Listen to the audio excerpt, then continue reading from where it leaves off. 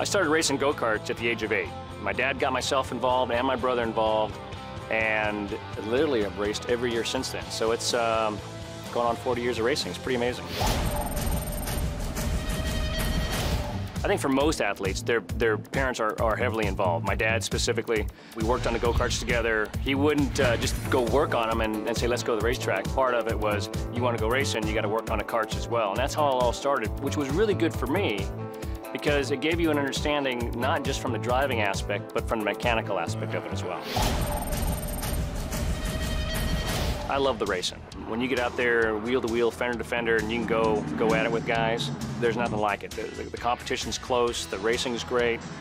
We're in a position where, you know, with Ganassi, with Telmex, we continue to run strong year after year. That much success is exciting, and certainly with that racing, as it continues to get better and better, more teams are racing at the front. I mean, it's hard competition, and it raises everybody's game to a new level.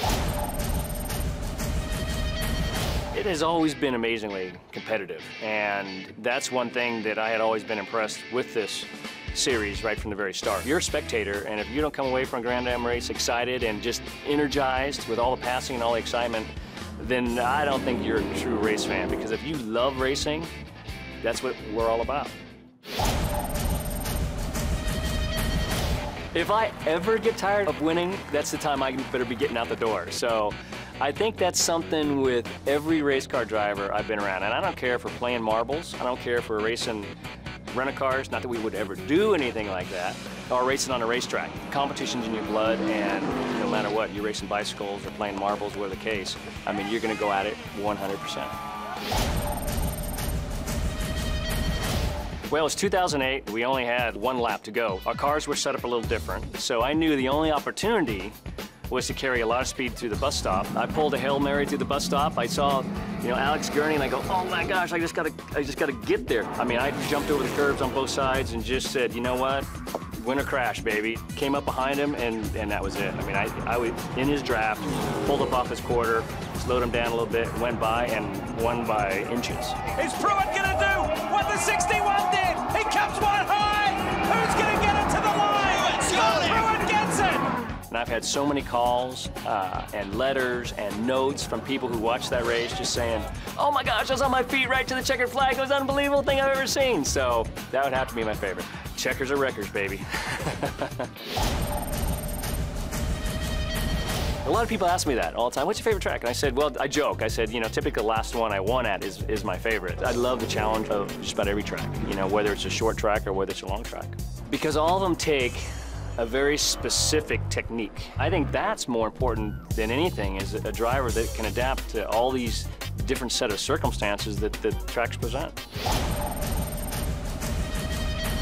55. Okay, maybe not. 65.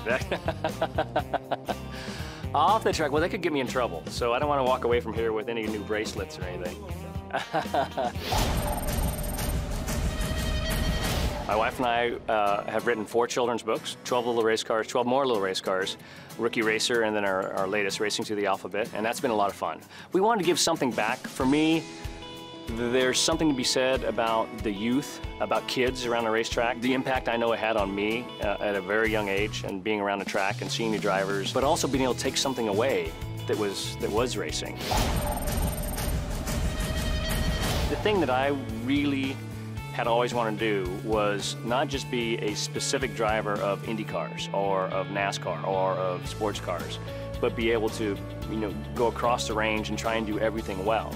And hopefully when I look back on my career, or when people look back, they can say, yeah, you know, he was pretty broad scope as far as any car he got in, he could go race and win. This is a perfect place for me. I love the sport. I love driving. A lot of people are asking me, oh, Scott, how much longer are you going to be doing this? And, you know, as long as we can keep doing what we're doing, winning races, winning championships, breaking records, I'm not going anywhere. If I'm going to ever retire from a series, it's probably going to be from here.